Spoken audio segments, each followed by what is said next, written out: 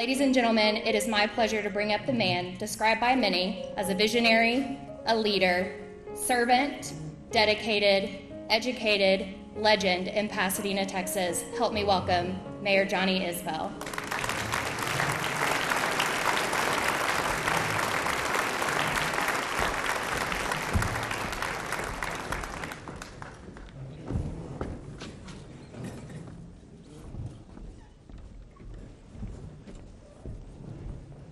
Well, thank you very much for being kind there, because I've been known by many other things also that she didn't mention.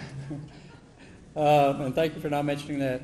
Before I get started, let me introduce the family members that were able to make it here today. Y'all can just stick your hand up. Kenny, my son, Johnny and Amanda, Johnny and Lisa. Sorry, darling. That's Kenny's wife. But anyway, I forgot to introduce you last year. You came in from, was it 2 years ago you came in from Austin? But I've got a funny story I've got to tell you about. It's a family story that I just found out this morning. Johnny, stand up just a minute. This is my great son-in-law, by the way. He used to have a lot of hair. I asked him when he walked in this morning, I says, "Where's your hair? What happened?" And he says, they've got the cutest little son named John, my grandson. And he said he was letting his grandson play with the electric hair cutter, you know. And he says, and he took it and went, zip. And he said, the best thing I could do is just cut off all my hair. So that's why he's bald. He got his first haircut from his son. Let me introduce somebody else that's like a family member, and that's Mickey Gilly. God, I've known Mickey for 50 plus years, maybe even 55. My God, where'd the time go? Famous recording artist, movie star. I'll tell you a funny story also about how he always promotes Pasadena. He is Mr. Pasadena as far as I'm concerned. He's our most famous citizen that we've ever had. When I was in the Army, I would tell people I'm from Pasadena, and they say, "Oh, California?" I said, "No, Pasadena, Texas." "Well, where's that?" "Well, have you ever heard of Urban Cowboy or Gillies?" "Well, heck yeah." That's where they're located, is in Pasadena, Texas. So everybody knew Gillies and Urban Cowboy. So, Mickey, thank you for always promoting Pasadena as you always have. Give him a big hand, please.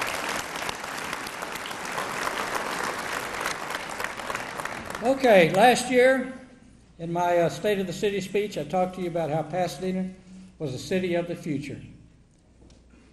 And as I ended, some of the last words I left you with were, we've always evolved, always worked with an eye on the future, and we're in an excellent position for that. This year, I want to talk to you a little bit more about that. As most of you probably know, I've had the privilege of serving this community for a long time, and no, I wasn't elected right after the Battle of San Jacinto. But it was after World War I started. I've seen change. I've seen it grow. I've seen it evolve. But the one thing that holds constant, we're always building for the future, always preparing for it. I often talked about wanting our city government to be more efficient and effective. In order to achieve these goals, we budget very carefully. We monitor our expenses closely. We've been doing this since I've been your mayor through economic good times and economic bad times. As a result of this conservative management, the city accumulated a substantial surplus over the last several years. We combine that surplus with bond funds and federal funds, and together with our strong partnership with Harris County Commissioner Jack Mormon, and also with the Second Century Corporation chaired by Port Commissioner Roy Meese. He gets paid the big bucks for doing both of those. We've made major upgrades in our city's infrastructure, major upgrades. There have been so many projects So much happening here every single day that I don't even know where to start. I could begin to list all of the capital improvement projects we've done since I came into office. Just since I came back into office in 2007, the amount of projects that have been done has literally been amazing. Amazing. In that time alone, we have spent more than $200 million on streets, drainage, sidewalks, water lines, water treatments, and parks. But instead of telling you about it, let me show you.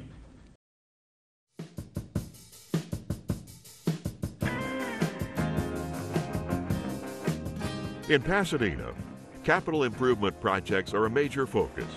With the city's record-setting development and economic boom, it's important not only to embrace the growth and evolution of the city, but also to prepare for it.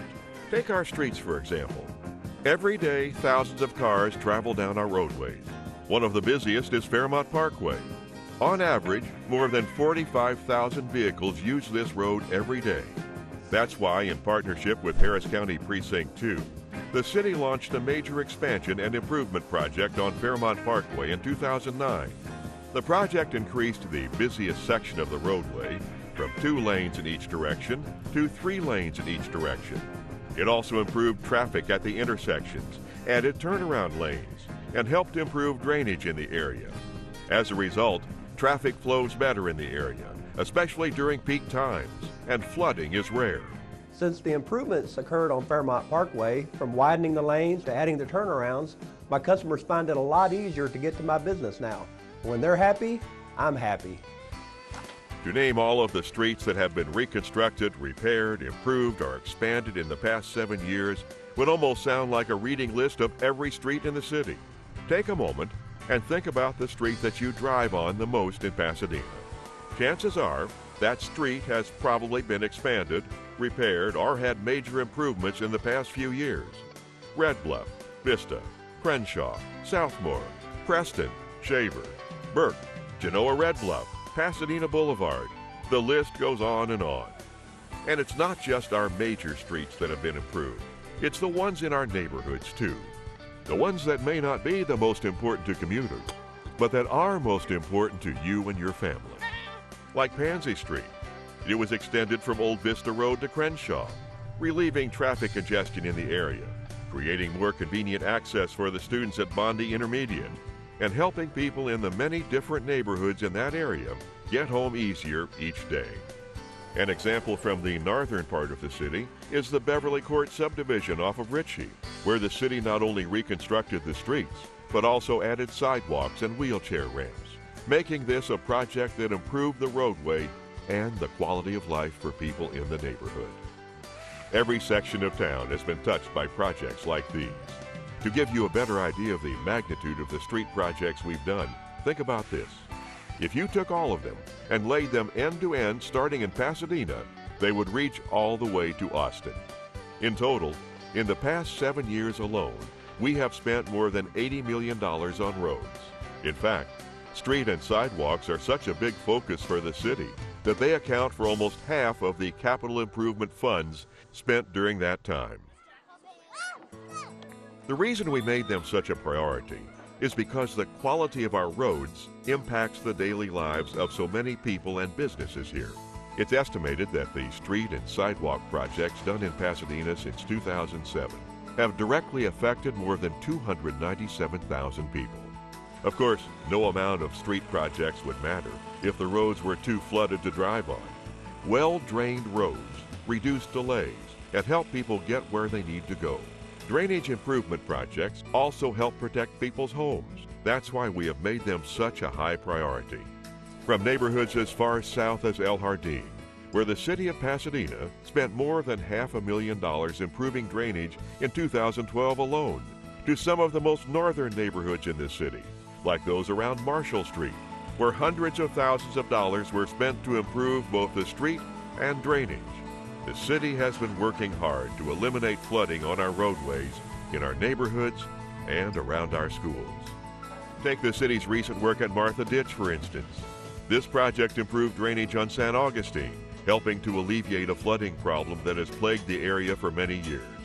It includes a detention facility that will not only further improve drainage on the road, but will also help eliminate flooding in the area around Keller Middle School. One of the projects that had the farthest reaching effect was the Cotton Patch Drainage Project that was done a couple of years ago. A channel liner was installed, and drainage improvements are coming along Thomas Street and throughout the Red Bluff Terrace subdivision. This one project alone impacted tens of thousands of people. Improving drainage and reducing flooding is important to us. If you took the amount of money we spent to achieve those two goals over the past 7 years and divided it into a daily amount, we have spent more than $10,000 every day to improve drainage in Pasadena. I'm really happy with the repairs they did here on Marshall Street. In the old days, it used to flood and almost get into the houses here. Since the repairs of Marshall Street, the drainage has been really consistent. It's been good. The waters recede quickly. It's just a really nice thing, and all is well here on Marshall Street. Of course, flooding is not the only water-related issue we're focused on. Our water supply is essential. That's why we invested more than $20 million to become a partner in the Southeast Water Plant, securing Pasadena's water supply for generations to come. And how that water is delivered to residents and businesses is also a priority. That's why we've spent more than $13 million on water projects since 2007. The amount of water lines we've replaced or repaired in that time would stretch across a football field 500 times. And often, particularly in the northern parts of the city, when we replace those lines, we increase the line size for a much-needed fire hydrant, helping to increase water pressure, eliminate leaks, and improve fire protection. In 7 years, we've also spent more than $17 million to improve our wastewater system. One of the biggest of these projects was in Golden Acres, where the city replaced sewer lines for more than 100 homes. But these projects aren't limited to neighborhoods. Many of our wastewater projects were done to help keep up with the growth and development in areas like Genoa Red Bluff and along the Ship Channel. Roads, drainage, water. These are all important foundations for a city's future, which is why we have invested most of our capital improvement funds in them. They are the types of projects you don't always see or think about, but each and every one of us feels the effects and enjoy the benefits of them every day. In the last few years, the city of Pasadena has been working on replacing the water lines. Most recently, they have also been working on replacing the sewage lines. All these improvements have really helped our neighborhood. Of course, there are also projects that are much more visible, the ones that have changed the face of Pasadena. We have committed to making our city safe and keeping our crime rate one of the lowest around. That's why we invested more than $20 million in a state-of-the-art police station and added a substation on Fairmont. Almost half of our fire stations have been renovated or, in most cases, completely rebuilt. Our convention center was renovated and upgraded with new amenities, including a one-of-a-kind new stage that lowers down from the ceiling. Our central library was expanded and equipped with more current technology. We've built soccer fields, renovated ballparks, upgraded playgrounds, created hike and bike trails, and are currently transforming our most popular pool into a water park. Everywhere you look, there have been capital improvements. Every area of our town has been touched. Every neighborhood impacted. The capital improvement projects we've invested in over the past several years have made Pasadena a better place to live, not just now, but for generations to come. And these types of projects aren't just something we've prioritized for the past 7 years. They are our focus every day. Because of the work we have done and continue to do, our city is better prepared for the future. And in Pasadena, the future looks bright. It's gonna be a bright, bright, bright, sunshiny day.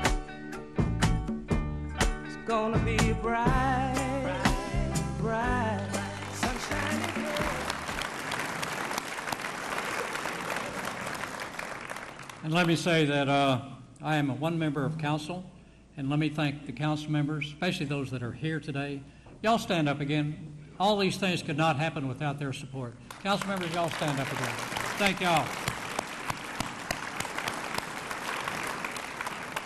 Watching that video makes me so proud of our city. and actually proud of the work that's being done here every day to build Pasadena for the future. One group that you saw featured in the video is our Public Works Department, led by Robin Green. Not only are they busy with our numerous infrastructure projects, but they're also working on environmental initiatives that we are seeing pay off literally.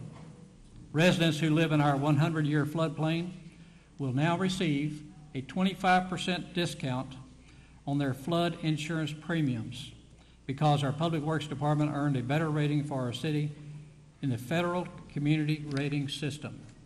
2014 was a big year for flood control projects in our city. One of these projects targeted was the most flood-prone in our area and in the country, and that is the Brandywood Apartments over off Spencer Highway, which this past year was transformed into a community park, complete with playground, walking trail, and dog parks. It was named Partnership Park because that's what it was, a partnership between the city and Harris County Commissioner Jack Mormon and the Parks and Recreation Department under the leadership of Kirby Cardenas. Of course, that's not the only area of town where our Parks Department has made major improvements. Everywhere you go, you can see the results of hard work. You can see as you drive by the hundreds, I understand it's about 650 new trees planted this past year, or as you enjoy a game of tennis on one of the 15 newly resurfaced courts. We've had more people participating in all of our events and programs this past year, which is something that, of course, I love to see. In part, that is due to the efforts of the Community Relations Department under the leadership of Richard Scott. This group consistently wins awards on the state, national, and international level, and this year was no exception. They have more people engaged in our community than ever before, with a combined total of nearly 3 million views on the stories they stated in the past year, with an average of 98 hours of time donated by volunteers per day. 98 hours per day. It's amazing. The Community Relations team, together with our Parks and Recreation Department, also organized this year's record-breaking Can Do Food Drive, which collected more than 35,000 pounds of food for Pasadena food pantries, and the annual Holiday Lighted Parade with the Strawberry Festival, which drew more than 10,000 spectators this year. Of course, one big reason we're seeing all these record numbers in these events is because people feel safe in Pasadena. And that is because of the hard work and dedication of our emergency responders. Thanks to the officers in our Pasadena Police Department under the leadership of Chief Mike Thaler, we've had a major reduction in crime this past year. Serious crimes dropped by more than 14%, including a 16.5% reduction in thefts, a 20% drop in robberies, and 22% fewer burglaries. Those are literally amazing numbers, especially in a city our size that already had such a low crime rate. I can sum it up for our officers and how they did it in 3 words. They are proactive. They are proactive. The department also launched a new Community Impact Officer program with officers providing services in North Pasadena neighborhoods. And in the Community Services Division was relocated to the new police storefront on Fairmont Parkway. In the Narcotics Division, officers' efforts were so outstanding that the unit was named the top narcotics unit of the year in the state of Texas. Wow. Give them a hand for that.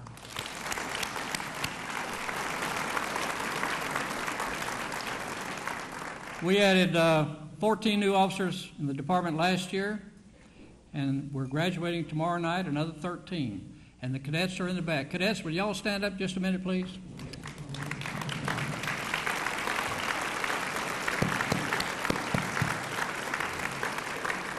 let me tell you how the quality of these students are. We had 480 people apply. 13 got approved. That is the cream of the crop, the best of the best. So if you go out, shake their hand, because they are really the best of the best. We'll also be welcoming a new group of firefighters within the next few weeks. Currently, there are 172 firefighters in the Pasadena Volunteer Fire Department, led by Chief Lanny Armstrong. And let me emphasize that word, volunteer. With their quick response time and high caliber of work, it's easy to forget that these men and women are giving of their time to keep us and our homes and property safe. They are responding to more calls for service than ever before, and they do a fantastic job. Working alongside our fire department is our fire marshal's office, led by Fire Marshal David Brandon.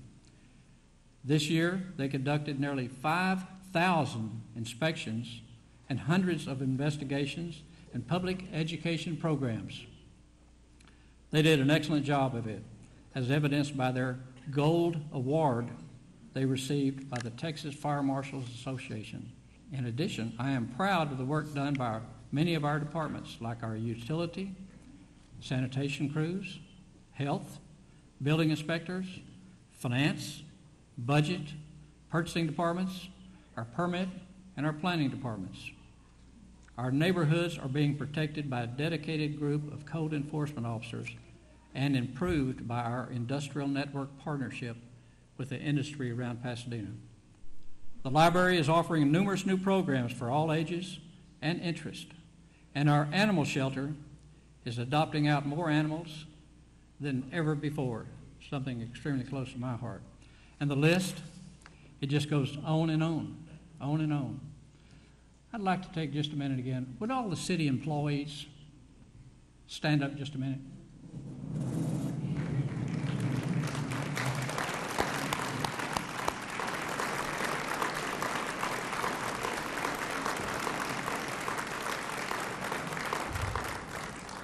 Who's running the city? I am honored.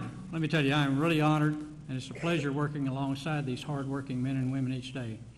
All of them are truly, truly dedicated to public service. Building Pasadena is not something that was just limited to our city departments.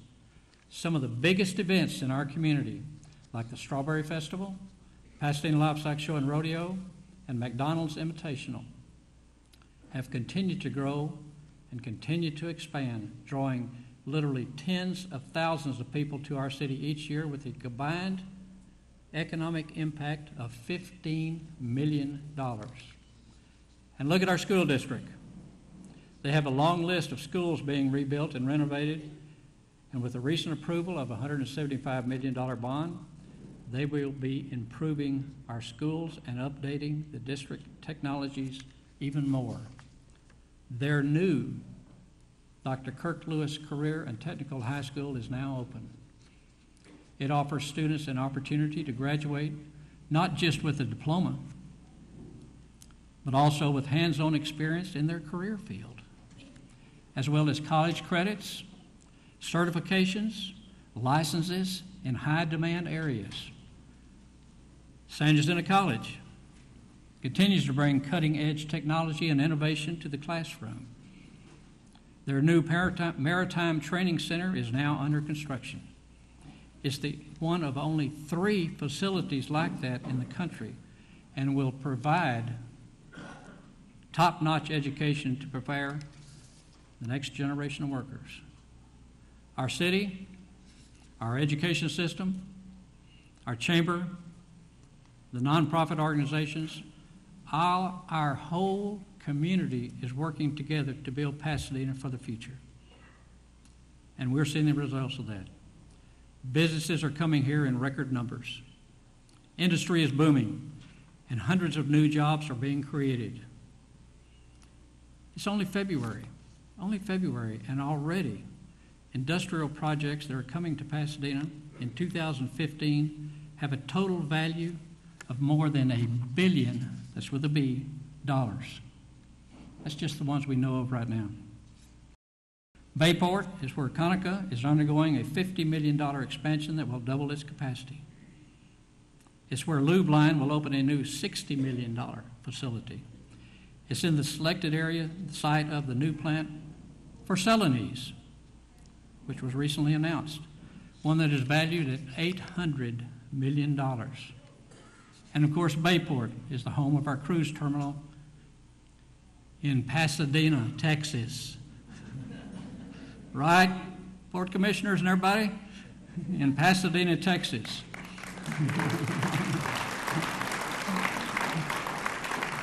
But it's now home to not one, but two major cruise lines.